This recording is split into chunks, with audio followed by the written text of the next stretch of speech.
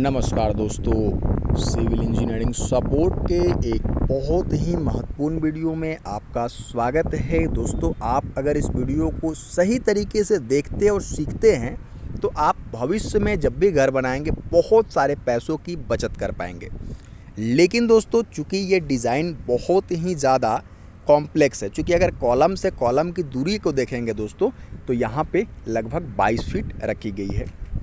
इस तरीके के दीवार के थ्रू आउट दोस्तों जो कॉलम जा रहा है उसकी दूरी की बात कर लेते हैं तो यहाँ पे एक कॉलम से जो दूसरे कॉलम की दूरी है वो 12 फीट रखी गई है। दोस्तों, एक कॉलम से दूसरे कॉलम की दूरी 22 फीट के लगभग है, तो आपने इस तरीके का काम बहुत ही कम देखा होगा। रेसिडेंशियल भवन में इस तरीके का काम नहीं किया जाता है। उसका कारण ये है दोस्तों, जो डिज़ाइनर आर्किटेक्ट हो या फिर सिविल इंजीनियर हो वो इसलिए नहीं डिज़ाइन करते हैं दोस्तों, चूँकि बहुत ही सावधानी के साथ, चूँकि गलती इसमें हुई है। जो स्ट्रक्चर आप देख रहे हैं वहाँ पे भी दोस्तों गलती हुआ है। क्या गलती किया गया है मैं भी आपको दिखाऊंगा।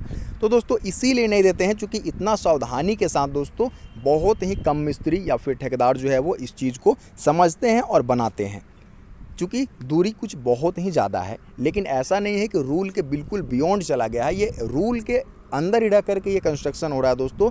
चूँकि जो मैक्सिमम डिस्टेंस तय किया गया है वो 7.5 मीटर का है, यानी कि लगभग वो 24 फीट का है। तो इसके अंदर ही है दोस्तों। लेकिन यहाँ पे जो रेनफोर्समेंट दिया गया है इसमें थोड़ा सा कमी मुझे लग रहा है। रिंग साइज़ की बात कर लेते हैं तो 7x12 का है। जब कॉलम बन जाएगा दोस्तों तो ये 12x15 का होना चाहिए। आप देख सकते हैं यहाँ पे 15 इंच यहाँ पे आ रहा है दोस्तों, और इस साइड से अगर मेज़र करेंगे तो ये हमारा 12 फीट का है। और इस तरीके के जो कंस्ट्रक्शन होते हैं कॉलम के साथ साथ बीम में भी खासा ध्यान देना चाहिए दोस्तों। कॉलम से ज़्यादा मजबूत बीम का होना इसमें बहुत ही आवश्यक है, क्योंकि बीम वाला पार्ट ही दोस्तों लंबाई कवर कर रहा है। अगर बात कर लेते हैं इस रिंग की, तो रिंग बहुत ज़्यादा सही नहीं बांधा गया दोस्तों। कॉलम के बीच में देखेंगे तो बिल्कुल कोई भी रेनफोर्समेंट नहीं है, मतलब कि टेंजाइल स्ट्रेंथ इससे गायब है। तो इसको कंप्लीट करने के लिए दोस्तों आप क्या कर सकते हैं कि एक रिंग के बजाय दोस्तों डबल रिंग बांध सकते हैं। मतलब कि 6 सरिया है दोस्तों 16 mm के, तो आप 4 सरिया को रिंग के अनुसार बांध सकते हैं दोस्तों। और किस तरह से बांधते हैं मैंने पहले ही वीडियो डाला हुआ है, तो उसको जाकर के आप देख सकते हैं।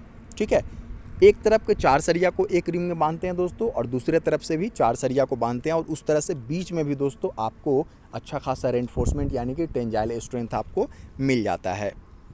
दोस्तों अगर बात कर लेते हैं हुक की, तो हुक भी सही तरीके से नहीं मोड़ा गया है। तो इस तरीके का अगर आप बड़ा कंस्ट्रक्शन करते हैं या फिर बड़े स्पैन को दोस्तों जोड़ते हैं तो इस चीज़ का ध्यान रखना चाहिए कि कहाँ पे किस तरीके का सरिया इस्तेमाल करना है, कितना इस्तेमाल करना है और किस तरीके से इसको बांधना वगैरह है। सारी चीज़ें सही होना चाहिए, वरना आप गलती कर बैठेंगे। चूँकि स्पैन बहुत है दोस्तों, जो फैलाव है एक कॉलम से दूसरे कॉलम का वो बहुत ही ज़्यादा दूरी पे है। अब दोस्तों बीम की बात कर लेते हैं, तो छत के ऊपर तो बीम आपको नहीं देखने को मिल रहा है। छत के नीचे चूँकि लिंटल बीम वगैरह नहीं दिया गया है, जो भी है दोस्तों फ्लोर बीम दिया गया। फिर से ऊपर फ्लोर बीम देने की ही तैयारी है।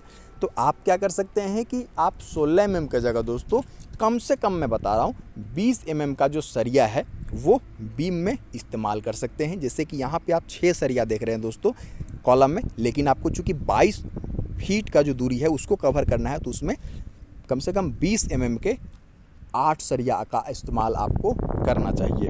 और साथ ही साथ दोस्तों लैपिंग वगैरह में 4 इंच से ज़्यादा रिंग की दूरी नहीं होनी चाहिए। चलिए दोस्तों, अगले वीडियो में मैं आपको फिर से एक हो सके तो एनिमेशन बना करके इस चीज़ पे, इस टॉपिक पे वीडियो बना दूंगा। फिर मिलते हैं दोस्तों, नमस्कार।